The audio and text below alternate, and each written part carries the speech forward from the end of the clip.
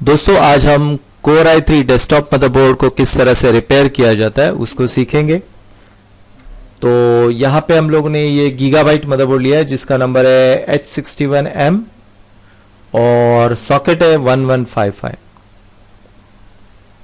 ये processor socket जो 1155 socket है, प्रोसेसर का जो जनरेशंस है वो सॉकेट से आइडेंटिफाई होता है। मतलब जैसे अगर मदरबोर्ड में LGA 775 सॉकेट्स है तो उसके अंदर नॉर्मली कोर टूडियो या डुअल कोर या क्वाड कोर प्रोसेसर जाएगा, और अगर सॉकेट LGA 1156 है तो उसके अंदर वेस्टमेयर प्रोसेसर यानी फर्स्ट जनरेशन प्रोसेसर i3 या i5 या i7 फर्स्ट जनरेशन प्रोसेसर जाएगा। तो ये जनरेशन वाइज प्रोसेसर का जो सॉकेट्स है वो अलग अलग होता है। जैसे 1156 सॉकेट है तो फर्स्ट जनरेशन प्रोसेसर इसके अंदर फिट होगा, और अगर LGA 1155 है तो सेकंड जनरेशन या थर्ड जनरेशन प्रोसेसर उसके अंदर जाएगा। LGA 1150 है तो फोर्थ जनरेशन जाएगा, और LGA 1151 है तो फिफ्थ या सिक्स जनरेशन प्रोसेसर इसके अंदर जाएगा। सो ये जो नंबर है वो यहाँ पे मेंशन है, जैसे सॉकेट 1155 है यानी सॉकेट 1155 यानी सेकंड जनरेशन या थर्ड जनरेशन प्रोसेसर ये मदरबोर्ड के अंदर जाएगा। सो इस तरह से आइडेंटिफिकेशन होता है कि कौन सा प्रोसेसर इसके अंदर से जाएगा। सो जनरेशन 1 टू जनरेशन 8 अलग अलग CPU सॉकेट्स है। तो नॉर्मली मदरबोर्ड में हम लोग फर्स्ट इंट्रोड्यूस करेंगे कौन से कंपोनेंट मदरबोर्ड में लगते हैं। तो फर्स्ट लगेगा हमारा प्रोसेसर, और प्रोसेसर कौन सा जाएगा वो सॉकेट्स के ऊपर डिपेंड है। दूसरा जो सेकंड नंबर कंपोनेंट इंपॉर्टेंट होता है वो रैम मेमोरी, और मेमोरी 3 DDR3 या DDR4 DDR2 ये किस तरह से आइडेंटिफाई किया जाएगा वो यहाँ पे मेंशन होता है वोल्टेज उसका। जैसे अगर उसके ऊपर 1.8 लिखा रहेगा यहाँ पे तो DDR2 है, 1.5 लिखा रहेगा तो DDR3 है, और 1.2 लिखा रहेगा तो DDR4 है।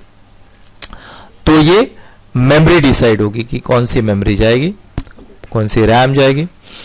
नेक्स्ट कंपोनेंट होता है वो कंट्रोलर। ये कंट्रोलर है जिसको बोलते हैं PCH यानी प्लेटफॉर्म कंट्रोलर हब। ये कंट्रोलर मैनेज करेगा पूरे हमारे पेरिफेरल्स को और कोऑर्डिनेट करेगा CPU के साथ। तो ये है पेरिफेरल्स, ये है कंट्रोलर। नेक्स्ट है ये SIO super input output controller. ये पूरा मदरबोर्ड का मैनेजर है, पूरा मैनेजमेंट, पूरे मदरबोर्ड की जो मैनेजमेंट है जैसे पावर मैनेजमेंट, टेम्परेचर मैनेजमेंट और बाकी के जो कंट्रोलर्स, बाकी जो डिवाइस को उसको जो मैनेज करना है वो ये कंट्रोल करता है, जिसको बोलते हैं SIO। SIO normally IT, विनबॉर्न, SMSC और न्यूट्रॉन ये मेक करेगा। तो यहाँ पे जो SIO है ये IT का है जिसका नंबर है 8728। ओके, सो ये एक SIO है। और यहाँ पे जो फाइनल कंपोनेंट है वो BIOS, basic input output system. Gigabyte में नॉर्मली 2 बायस यूज होते हैं, M बायस और B BIOS, main BIOS, backup BIOS ऐसे उसको बोला जाता है। सो ये 2 बायस है। सो यहाँ पे टोटल कंपोनेंट हुए प्रोसेसर 1, रैम 2, PCH 3, SIO 4 और बायस 5। सो टोटल 5 कंपोनेंट है जो ये पूरे मदरबोर्ड को मैनेज करते हैं। पूरे मदरबोर्ड ये 5 कंपोनेंट के ऊपर चलता है। उसमें से एक भी कंपोनेंट अगर एब्सेंट है तो मदरबोर्ड चलेगा नहीं। तो ये इंपॉर्टेंट कंपोनेंट है। अभी जो नेक्स्ट स्टेप्स है वो ये कंपोनेंट को मिलने वाली पावर सप्लाई। तो जैसे हमारे और भी वीडियोस में है कि पल्स विथ मॉड्यूलेटर किस तरह से काम होता है। सो इसके अंदर भी पल्स विथ मॉड्यूलेटर, यहाँ पे एक पल्स विथ मॉड्यूलेटर है जो रैम के सप्लाई को जनरेट करता है, जो 1.5 वोल्ट को जनरेट करता है। और यहाँ पे जो दिख रहे, जो कॉइल दिख रहे और ये जो मॉसफेट दिख रहे, तो ये जो चिप है इसको बोलते हैं VRM चिप, जो CPU कोर वोल्टेज जनरेट करते हैं। कोर i3 मदरबोर्ड में नॉर्मली CPU कोर और ग्राफिक्स कोर ऐसे 2 सप्लाई लगते हैं। सो ये 2 कोर वोल्टेज को जनरेट करेंगे ये एंटायर सर्किट जिसको VRM सेक्शन कहा जाता है। और यहां पे ये जो 1.5 वोल्ट जनरेट करेगा, जैसे हम लोग ड्रॉ करते हैं उसको, ये जो मेरा सेक्शन है, ये सेक्शन मेरा जनरेट करेगा 1.5 वोल्ट, और ये 1.5 जाएगा मेरा रैम को, फिर ये 1.5 जाएगा मेरा यहाँ पे एक लीनियर रेगुलेटर, यहाँ पे जो मॉस्फेट है वो लीनियर रेगुलेटर है, ये 1.5 को रिसीव करके 1.05 ये PCH को देते हैं। यहाँ पे ये PCH है और ये PCH को 1.05 वोल्टेज देते हैं, और साथ में ये 1.5 भी ये PCH को आता है। मतलब PCH को टोटल 3 सप्लाई लगते हैं, एक 1.5, फिर 1.05, 1.05 मॉस्फेट से रेगुलेट होके PCH को गया, और एक 3.3, जो 3.3 वोल्टेज है वो डायरेक्ट ये SMPS से आएगा। जो 3.3 सप्लाई है वो डायरेक्ट ये SMPS से आएगा। सो ये टोटल 3 सप्लाई लगते हैं, और बैटरी CMOS बैटरी बैकअप, ऐसे टोटल 4 सप्लाई PCH को लगते हैं।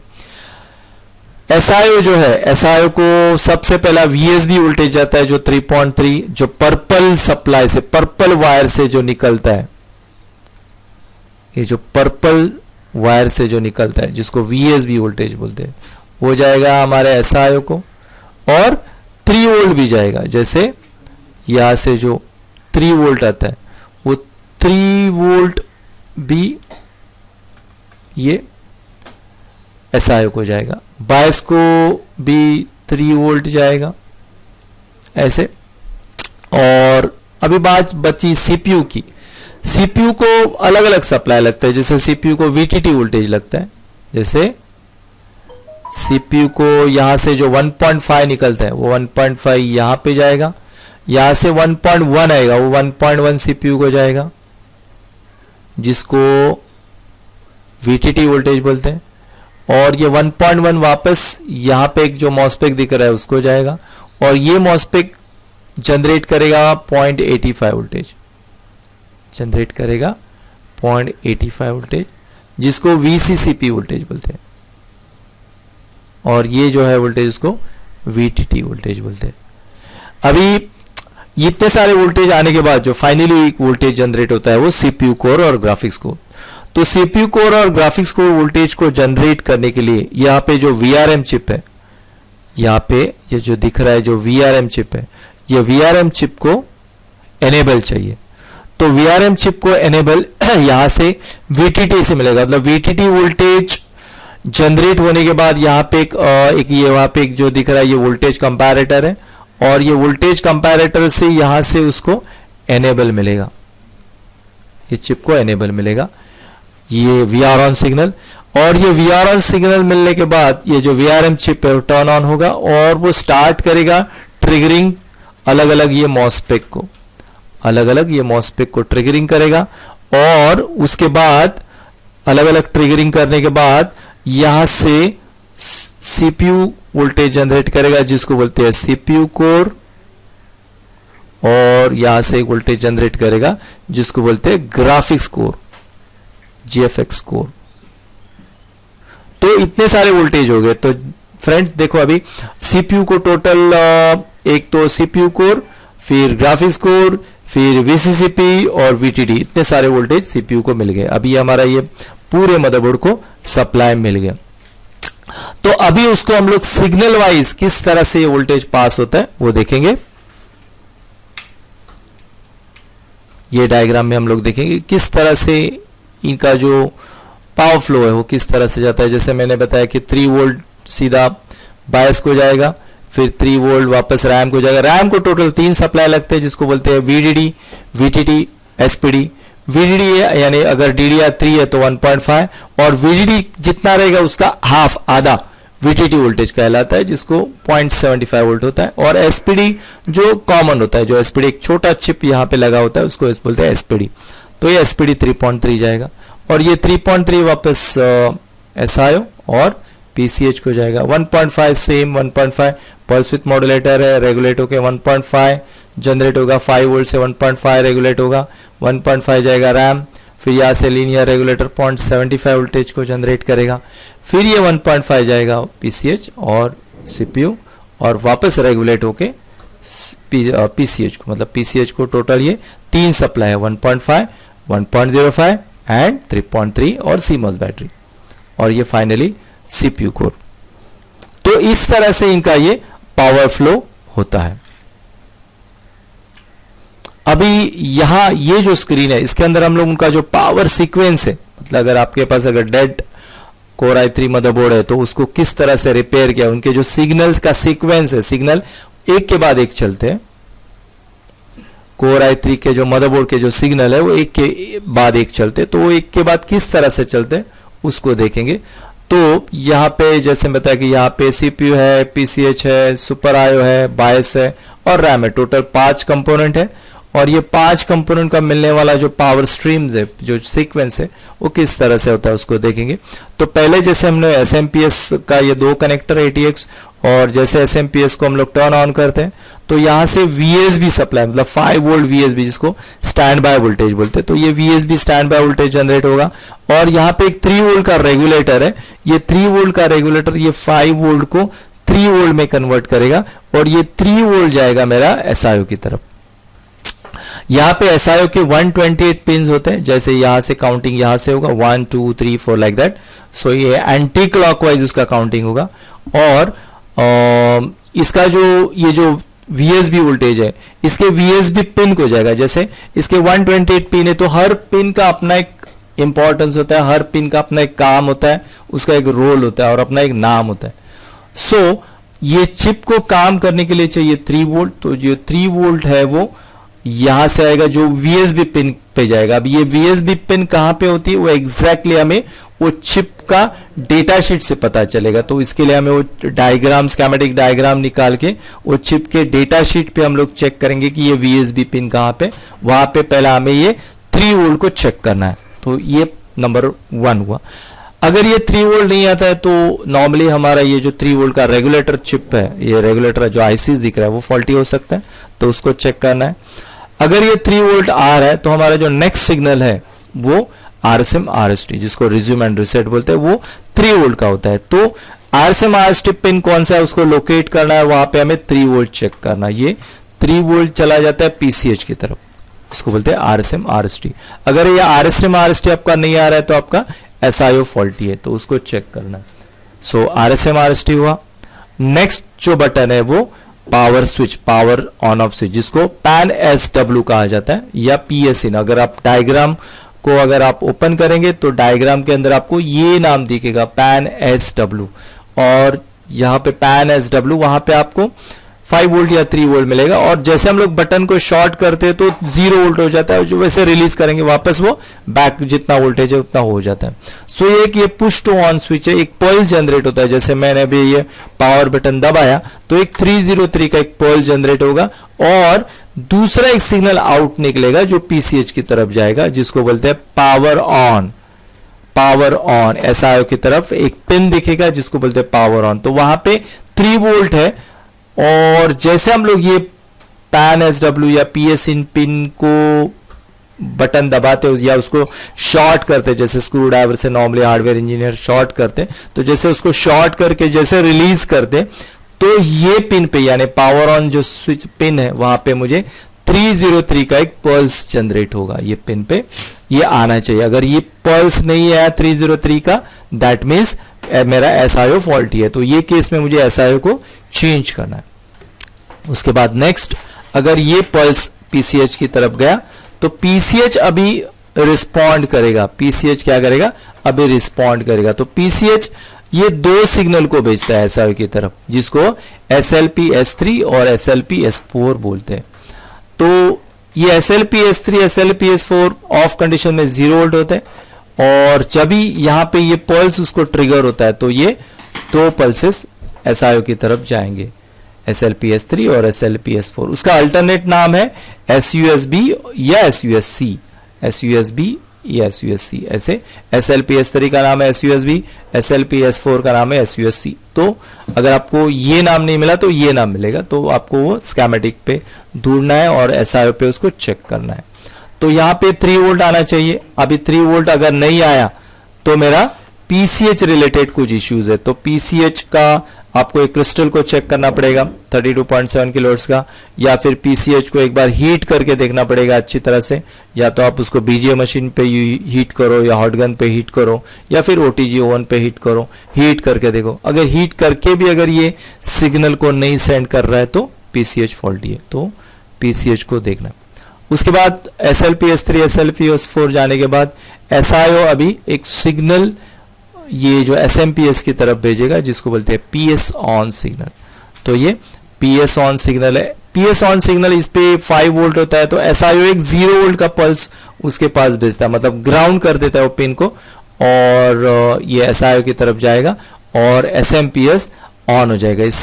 7वें नंबर स्टेप्स पे SMPS ऑन हो जाएगा, फैन घूमना लगेगा, और ये बाकी के जितने भी वोल्टेज है, जैसे ऑरेंज पे 3.3, ब्लू पे -12, रेड पे 5 वोल्ट, ऐसे सब वोल्टेजेस आ जाएंगे। अब यहाँ पे मेरा SMPS फुली ऑन हो गया।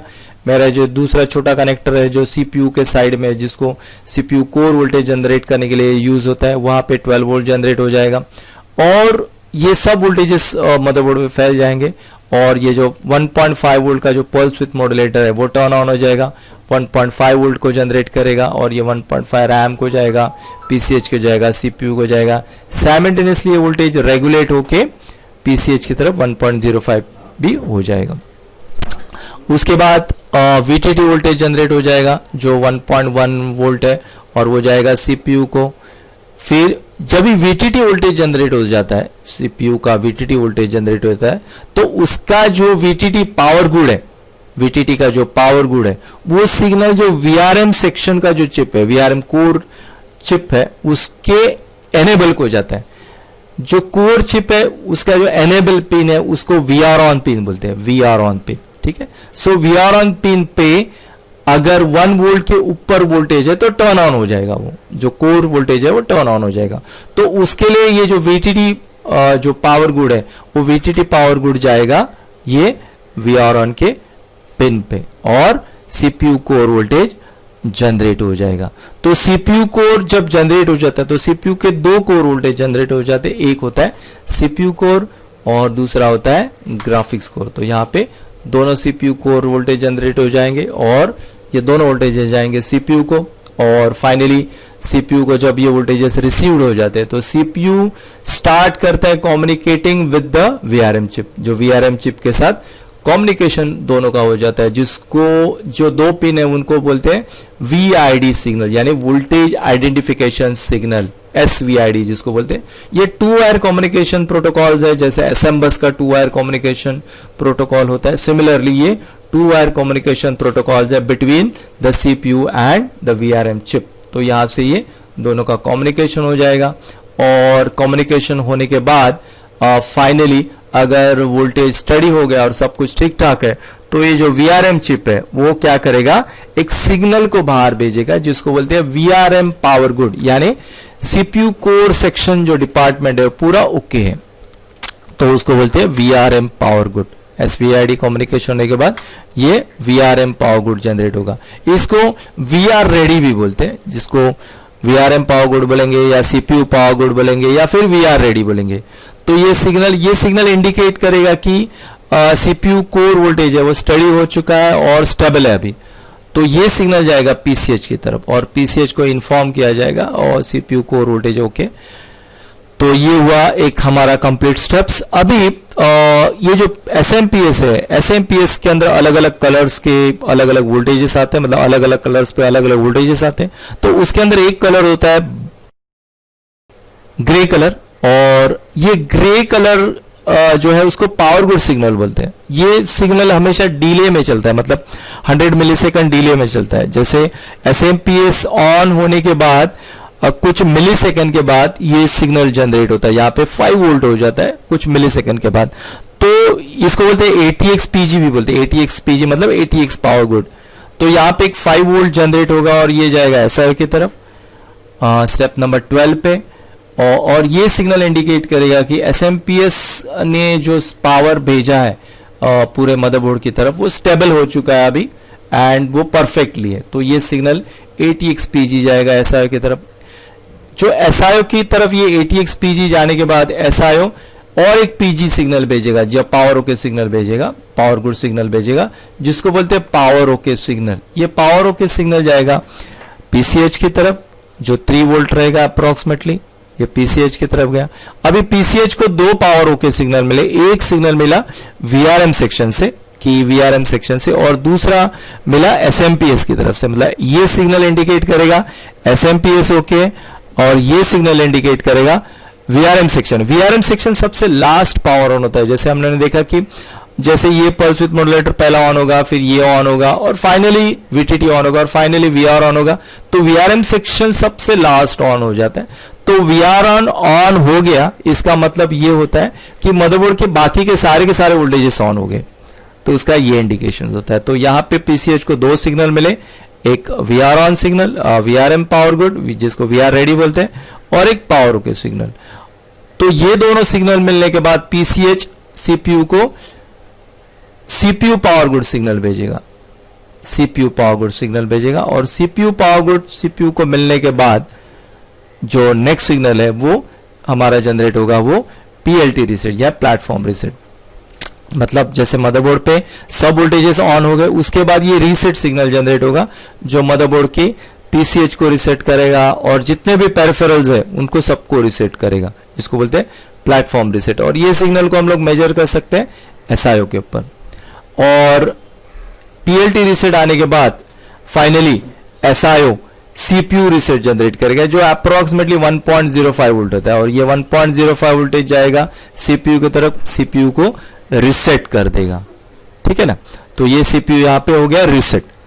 CPU रीसेट, ये सिग्नल आया, CPU रीसेट 1.05 आया, अभी CPU हुआ रेडी हमारा, लेकिन CPU को उसके लिए क्लॉक चाहिए।